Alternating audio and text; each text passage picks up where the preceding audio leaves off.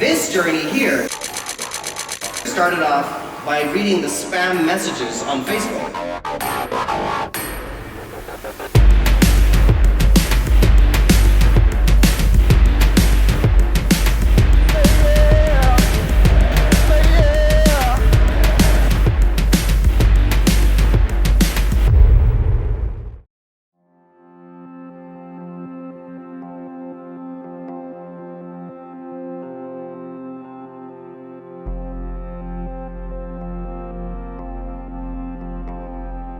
Not for 3 weeks, not for 3 months, but for 2 years, I was unemployed.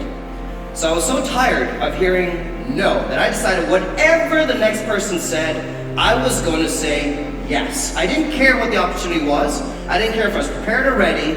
Anybody, I was going to say yes. So there I was sitting with a cup of tea, and a friend calls. And she goes, "Hey Dan, do you know how you're doing nothing with your life?" And I was like, "Thank you. Just the boost I needed today." She goes, "Well, there's a bunch of 12-year-old girls who have been working on a business idea for 24 hours. Can you come in and be a fake investor? These were real investors, be a fake investor." Now, I don't know if you know this, investors have lots of money.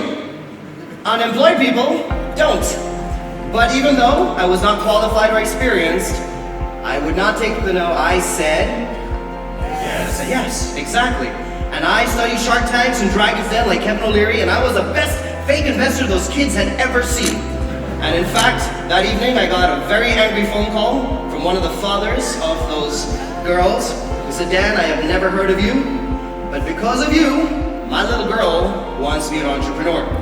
So, I want you to come and speak to my staff and motivate them in their jobs."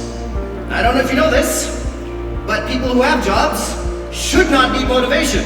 People who don't have jobs like me, we need the motivation. But he wanted me to motivate the people who had the jobs.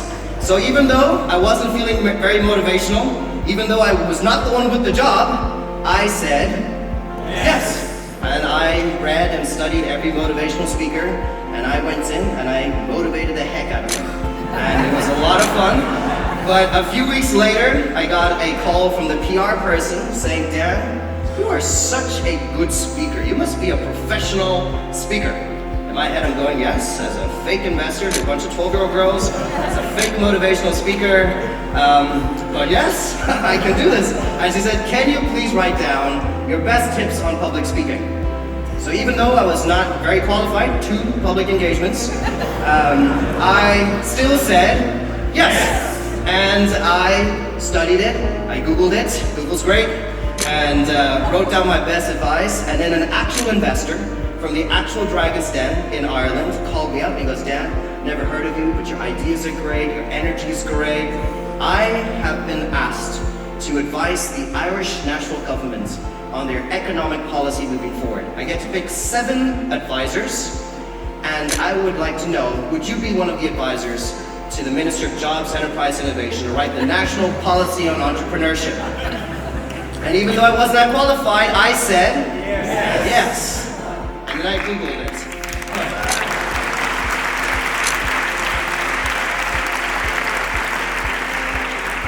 The point of that story, and many of these things, is that life is not linear. It's not always a one step. After all, that journey to becoming an advisor on the national policy on entrepreneurship that affected millions of people and billions in GDP started by being a fake investor to a bunch of 12-year-old girls.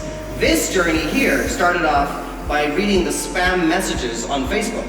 I have friends and I have people that I do not know, like all of you. And on Facebook, your friends' messages show up in Messenger, the ones you don't know show up in spam. And one summer I was pretty bored and I decided that I would just go through all the spam messages instead of doing the usual select all, clear all. As I went through there, this random guy called Felix wrote a message saying, "Hey, I'm running events, I saw you at another thing. By the way, Richard Branson's coming, do you want to come along?" And I was like, spam, I know these Nigerian princes and these people. I was like, Richard Branson, heck no, spam. But I was like, you know what?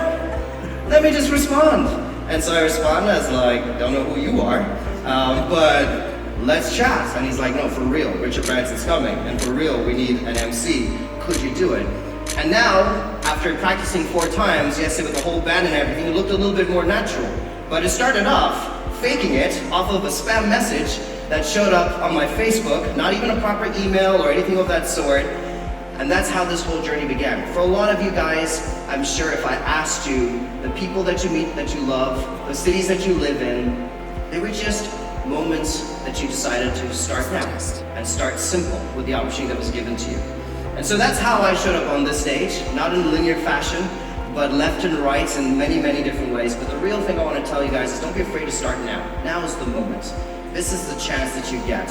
So make the best use of it. With whatever you're learning, whatever you're doing, start now.